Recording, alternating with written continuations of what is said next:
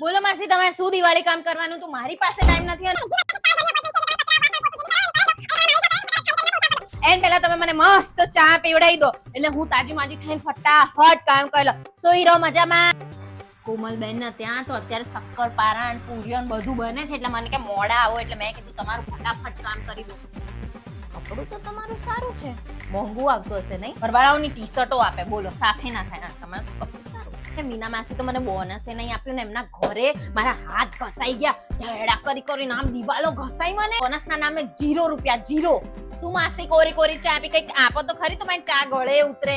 અલા માસી, મારે 4 ઘરની અપોઇન્ટમેન્ટ છે. તમારે અપોઇન્ટમેન્ટ જોઈતી હોય તો આજે જ મને રોકડા પૈસા આપી દો. થાક લાગ્યો જો તમે પાણી તો આપ્યું. સોનલ બેન તો તમને શું કહું, પાણી એના પીવડાવે.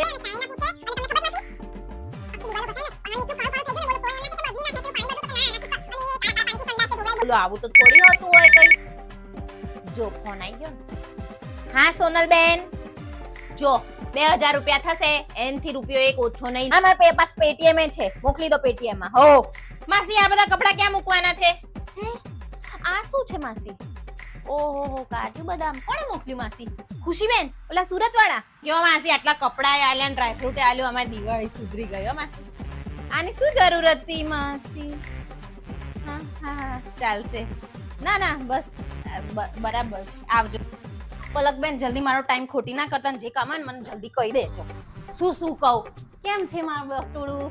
આરતી બેન જો આટલા કપડા આલે ને બોનસ નામે 1 રૂપિયો નહીં. પૈસા જ કામમાં આવે ને દિવાળીમાં. અને દિવાળી શું 200 રૂપિયા કરવાની? હા મારે શું કહેવાનું હવે?